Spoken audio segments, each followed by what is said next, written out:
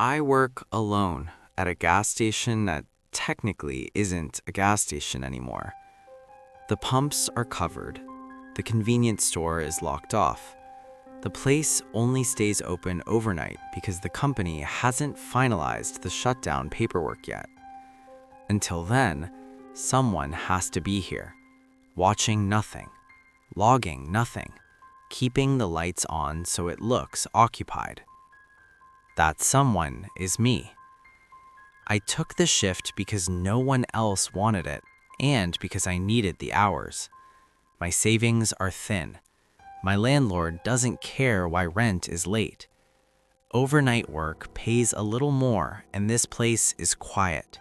No customers, no deliveries, no real responsibilities beyond staying awake and doing rounds every hour. The building is small. One main room with the counter and old coolers, a locked office, a storage room, and a single bathroom in the back. That bathroom is where the problem started. The first night, I noticed the light was on during my 1 a.m. walkthrough. I turned it off without thinking.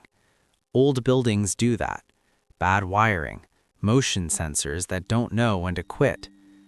I'd worked at enough places like this to know better than to jump to conclusions. When I came back at 2 a.m., it was back on. The door was closed this time. I opened it slowly, expecting to hear the hum of a faulty switch or see the light flicker. Everything looked normal. The mirror was clean, the toilet untouched. The sink was wet. Not dripping, not leaking. Wet, like someone had just washed their hands and walked away. There were no paper towels in the trash. The hand dryer hadn't been used. No footprints on the dusty floor. I stood there longer than I should have, staring at the sink basin, trying to decide if it was actually wet or if my eyes were playing tricks on me under fluorescent lighting. I dried it with a paper towel from behind the counter and left the bathroom door open. The next round, the light was off. I almost relaxed. At 3 a.m., it was back on. The sink was wet again. This time, the water was warm. I know that because I touched it. I checked the pipes. No leaks, no condensation. The faucet was tight. The drain was clear.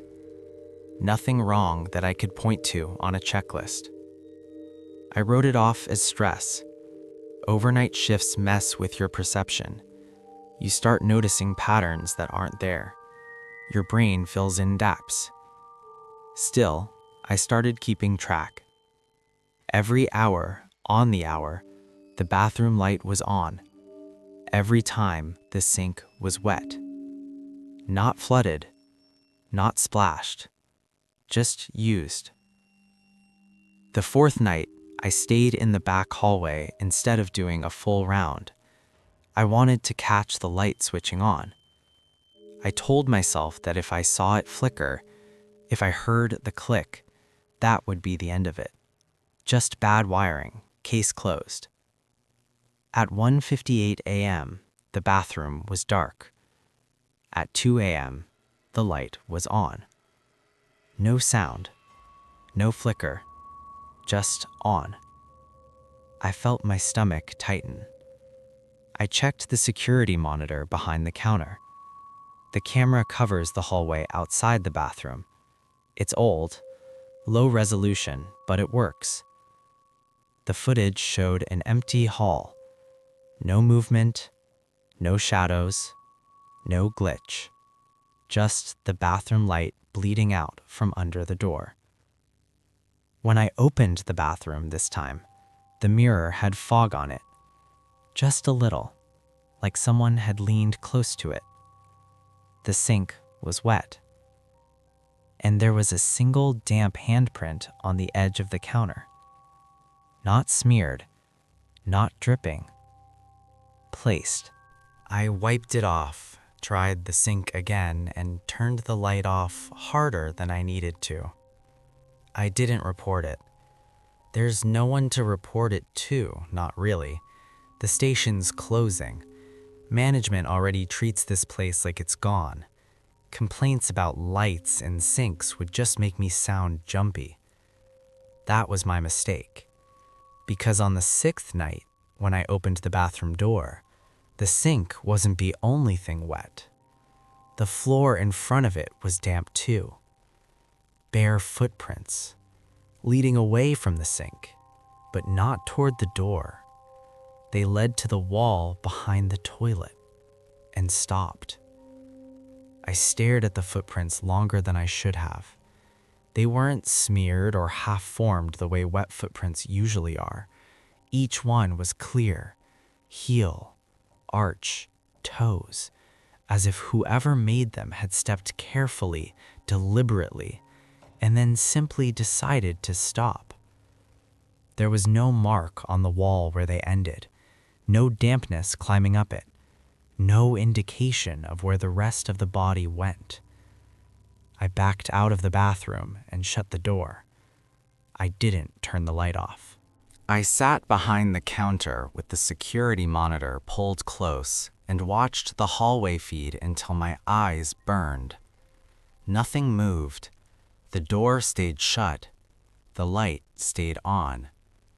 At 3 a.m., the bathroom light went out on its own. I didn't relax. I waited. At 4 a.m., it turned back on. The sink was wet again. The footprints were gone.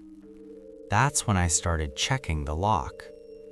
The bathroom has one of those cheap push-button locks, inside only, no way to lock it from the outside. I tested it every hour after that. Open, close, push, release, normal. Still, the door was always closed when the light came on.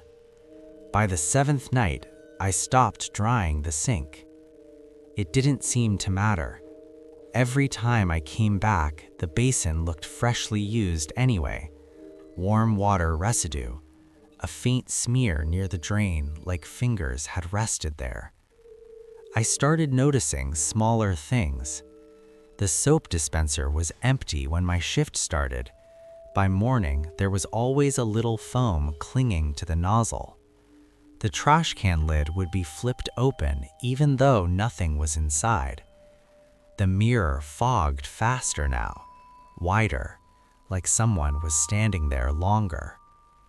I checked the camera footage more closely, scrubbed through it frame by frame during the slow hours. There was a gap, not a blackout, not static, just missing seconds. Every time the bathroom light turned on, the hallway feed skipped ahead, 10 seconds, sometimes 15, long enough for someone to walk in and close the door, except no one ever appeared. On the 9th night, I heard the water running. Not loudly, just enough to register. I was halfway down the hall before I realized I hadn't decided to go check yet. My body moved on its own, like routine had taken over. The door was unlocked. The light was on. The sink was running. The water was warm. I reached out and turned the faucet off. My hand shook, and I hated that it did.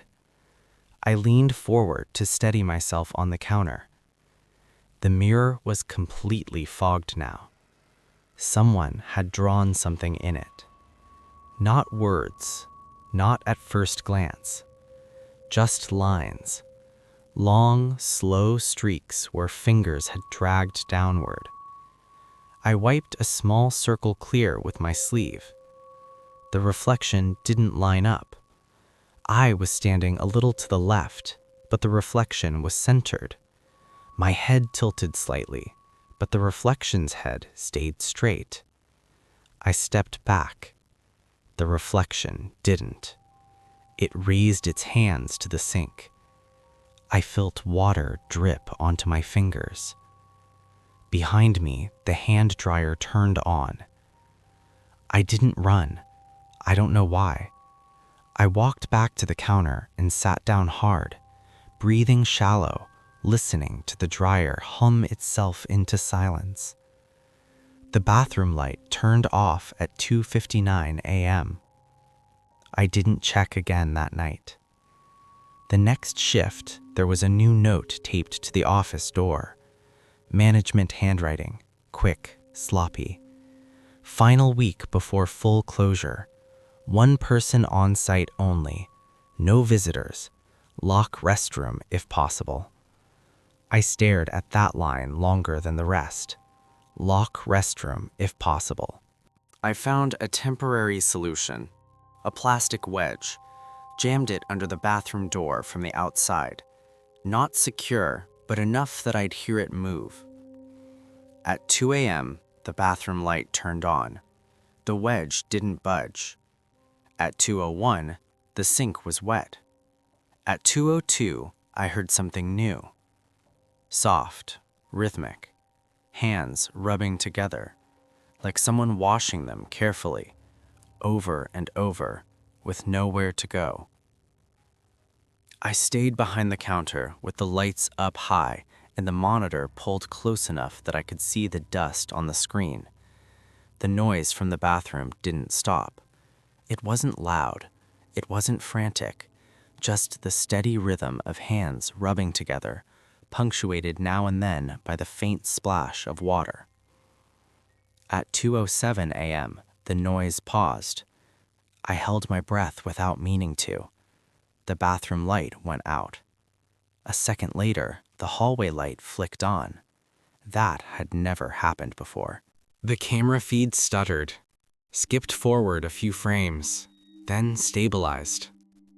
The bathroom door was open. The wedge was still jammed underneath it.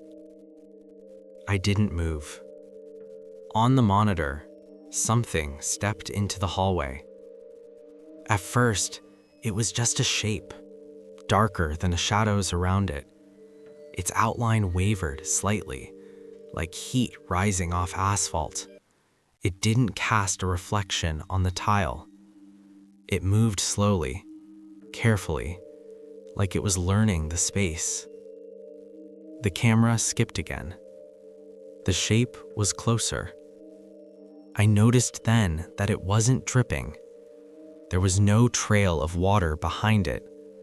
The floor stayed dry no matter how long it stood there. The wetness only existed in the bathroom. The shape turned toward the counter, toward me. The monitor glitched hard, the image tearing for a moment before clearing. The hallway was empty.